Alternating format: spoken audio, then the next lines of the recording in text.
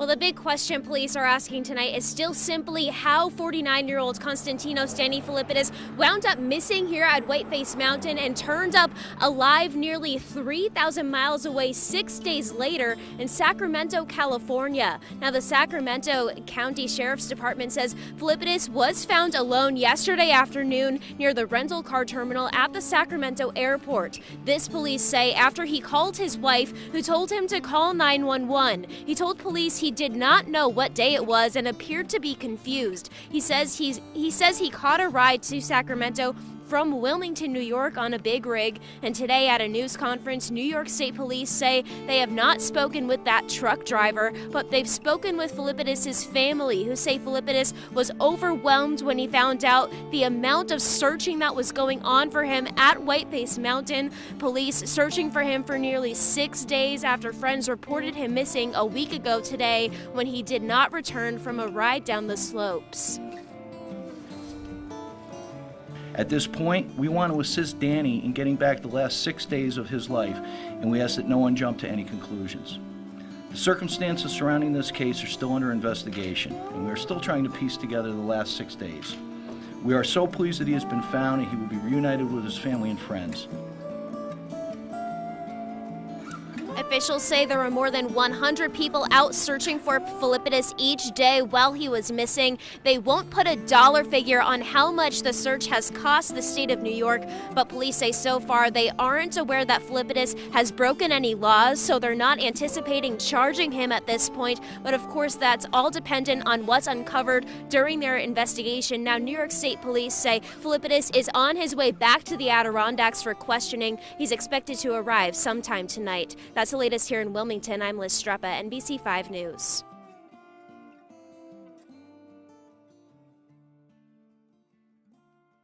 Well, hello there, YouTube. Thank you for stopping by again. It is definitely appreciated. But before we get into the video for today, I just want to clarify that yes, I am still going to continue covering MH370 and some of the new developments coming out surrounding all of that.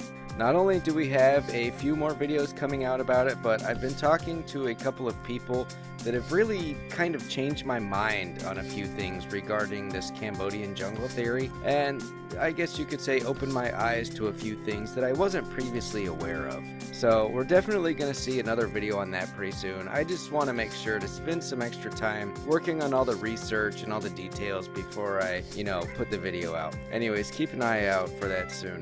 So back on to today's topic. I know we've already talked a little bit about some of the missing 411 cases that are consistently being requested. I'm going to be putting out separate videos on individual cases pretty soon, probably within the next week or so. But there's one story in particular that it seems like everybody wants to see right away. I'm getting a lot of stuff about this. It's definitely a weird one. It happened a lot more recently than some of the others we've talked about in the past too, and that is the story of Konstantinos or Danny Filippidis. He is a Toronto firefighter who vanished for almost a week and was then found almost 3,000 miles away with basically no memory of how he traveled this distance. I'll touch on that a little later, but it's an interesting mystery for sure. Well, I guess you could say that's just quite the distance to travel with almost no memory of how it happened. We don't have a ton of information on the case, but the information that we do have just doesn't offer an explanation that's easy to accept for a lot of people, maybe even most people. And even I'll admit that it's not really that easy for me to accept at face value either, even though I'm usually really skeptical of stories like this. But, it's pretty regularly requested that we cover this. Plus, I really just want to see what you guys think about it. I want to hear your theories and know what you have to say about it. And we'll do a much more in-depth video on it later if there's more interest.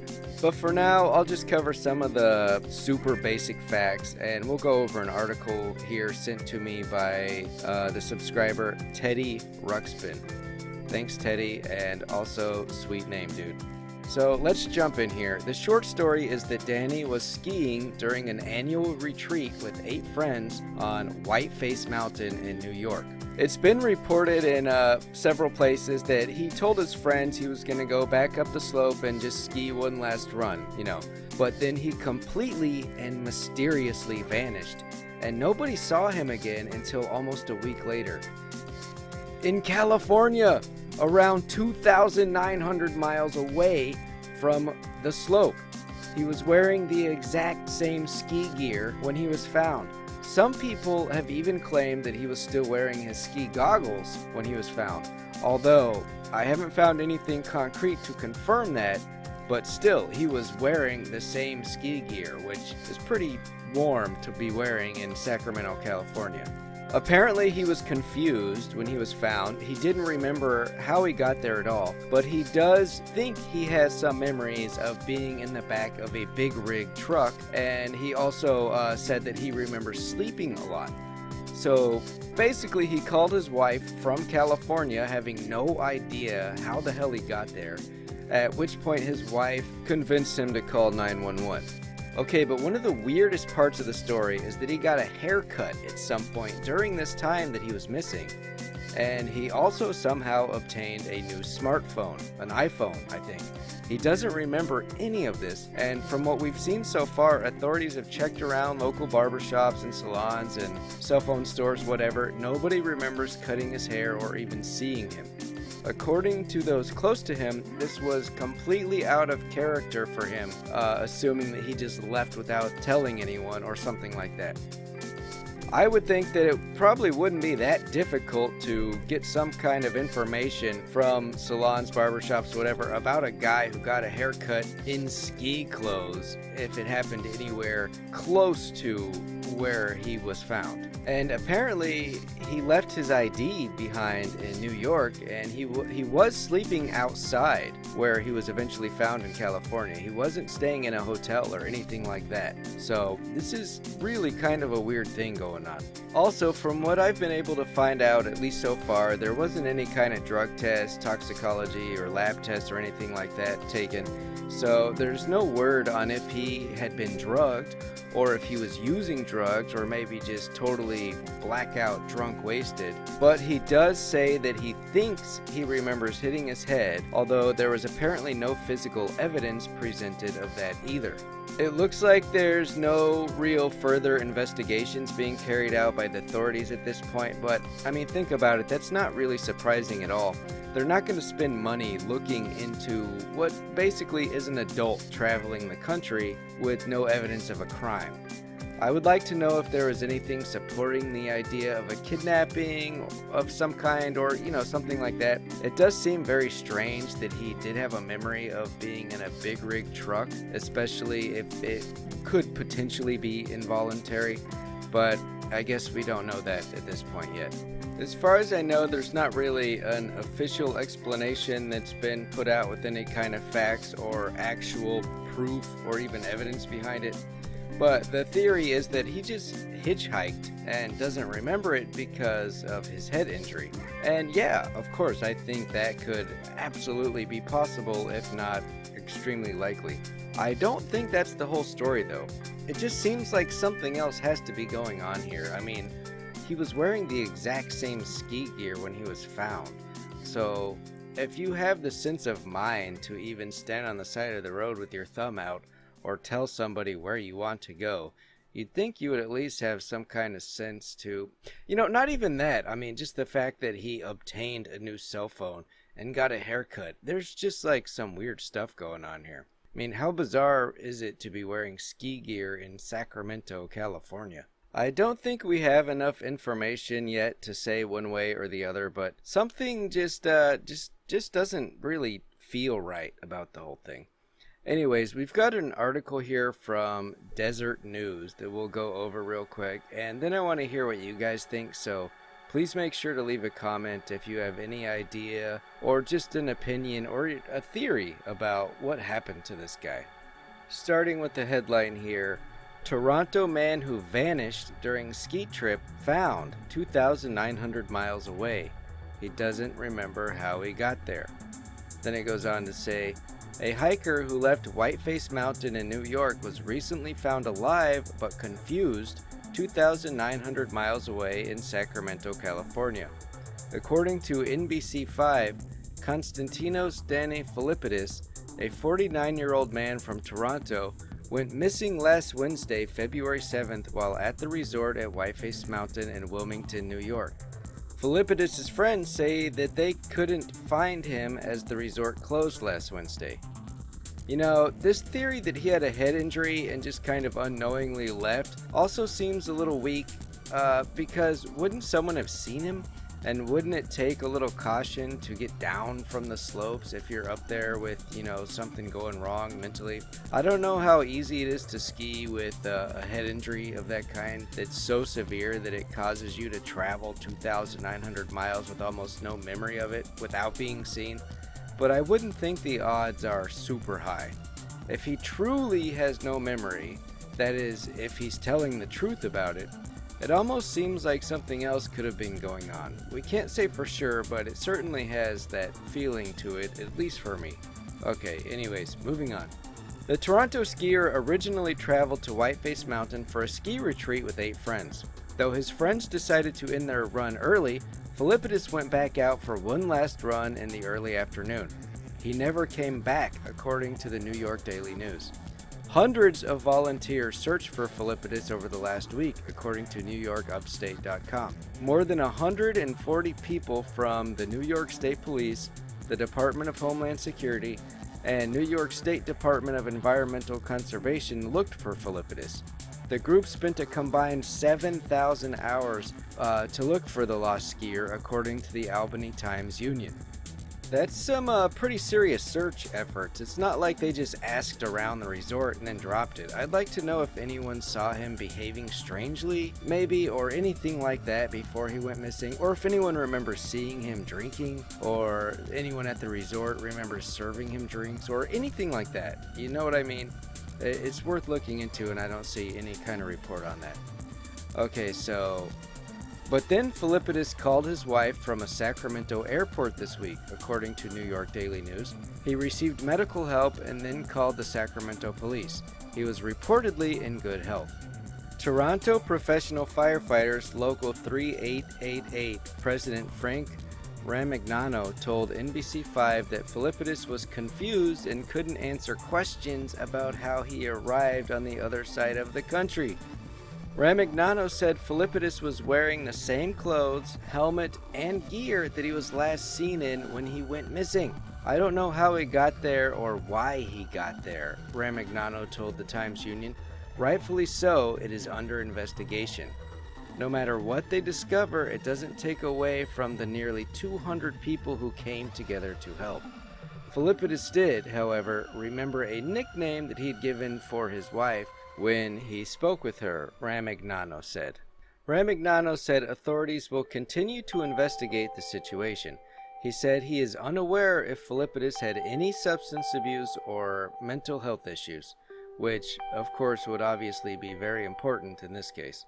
We understand that there will be speculation and many questions at this time. However, please appreciate that authorities will be conducting a full and thorough investigation into what transpired, Ramagnano said, according to the Canadian press. Filippidis, who has worked at the Toronto Fire Department for 28 years, remains in the hospital surrounded by family and friends. We were quite concerned, and I had discussions with some of our peer support people on exactly what we could do for our members who were skiing with him, Ramagnano said, according to the Canadian press. You could imagine the guilt they would have if this turned out to be a tragic event. And there you have it. So what do you guys think is going on here? Did he just decide to disappear on purpose, to run away from his life, but then he decided that he changed his mind after he got to California? A lot of people think that might be the case, but then why leave your ID? And why travel that entire distance in ski gear without changing your clothes? I mean, doesn't that seem like it would just attract unwanted attention, possibly? To be walking around in full ski gear, all over the place, hitchhiking along the road, or whatever happened. Do you guys think that he might have been drugged with something like scopolamine, possibly? If you haven't heard of scopolamine, I might have to do a full video on that, but to describe it pretty poorly, it's almost kind of like a mind control type of drug. There's stories of people being drugged or exposed to scopolamine by criminals that then tell them to go withdraw a bunch of money out of their ATM, and they literally just go right along with it. Apparently, you can get almost anyone to go along with just about anything by drugging them with this strange drug. Of course, then the question is, what was the motive? It's not like he was robbed. I mean, what's going on? I'm pointing out the scopolamine thing because it's a common theory that's being emailed to me, but I can't say that I really see the point of it. Do you guys think he might have just hit his head and he got amnesia, and it's just a really unlucky coincidence that nobody saw him or remembers him traveling? I mean, I gotta say, although that's unlikely, I completely believe that it's possible. I've heard some pretty wild theories so far, but I still want to hear yours. That's quite a trip to take with no memory of it, if you ask me anyways, and thank God that he ended up being found mostly uninjured. He did have that report of a memory of a head injury. But if you've ever taken a trip from coast to coast in North America, and I know a lot of you guys probably have, imagine the time frame it takes to travel from one coast to the other and having no memory of that whatsoever. It just seems so completely bizarre.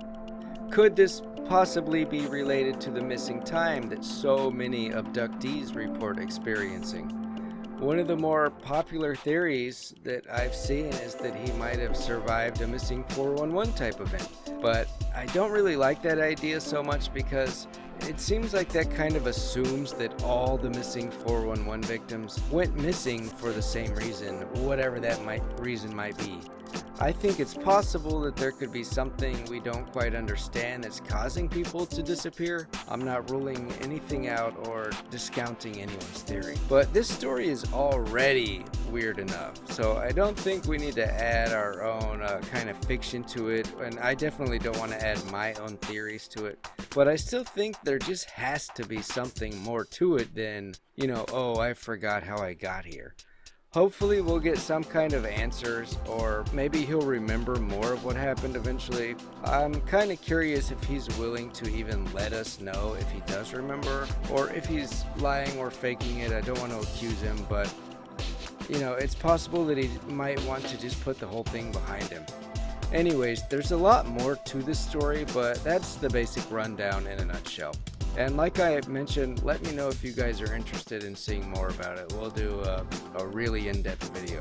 And don't forget to check out the links in the description. There's a bunch of stuff there. Also, we have a ton of stuff coming out soon. I'm excited about the next couple of missing 411 cases that will be coming out within the next, sometime within the next week. There's some truly bizarre stuff going on in these stories. And also, don't forget to check back for the next MH370 video. Like I said, I'm still working on some of the research stages of all of that, but that one shouldn't be too much longer. So anyways, I will see you guys then. Peace.